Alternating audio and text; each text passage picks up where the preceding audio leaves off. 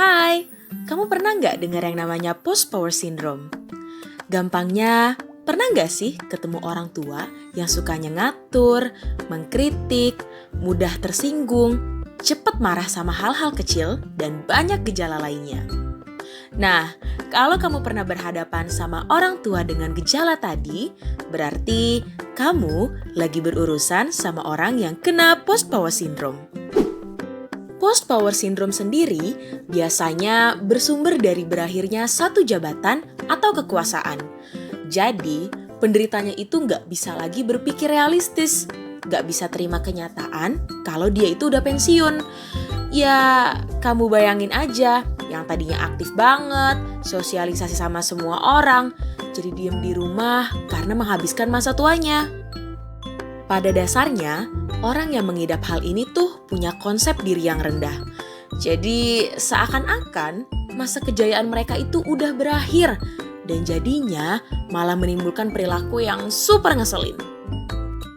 Post-power syndrome ini biasanya terjadi sama orang-orang yang masuk pada dewasa akhir. Tapi ini tuh bisa terjadi sama semua orang loh. Termasuk kamu nih yang masih muda, bisa juga nunjukin adanya kecenderungan untuk mengidap sindrom ini di kemudian hari. Nah, terus apa nih yang bisa kita lakuin?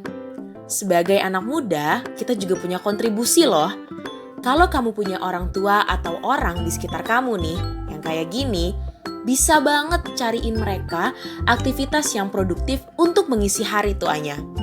Ya, zaman sekarang banyak loh aktivitas menarik, kayak contoh koleksi tanaman, ikut organisasi kemanusiaan, atau kamu bisa ajak mereka untuk bikin konten sosial media bareng loh.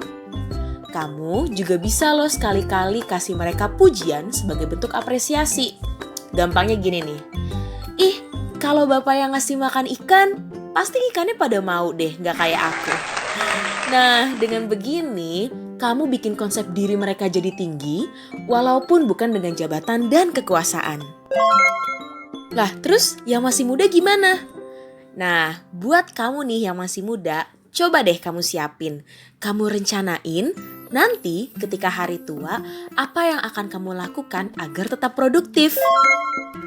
Buat kamu yang lagi berhadapan sama orang yang post-power syndrome, aku tahu banget kok, pasti banyak tantangan yang kalian hadapin. Dan juga kesabaran tiada akhir. Tapi kalau kalian berhasil menghadapinya, kita akan memiliki kehidupan yang harmonis dengan sesama.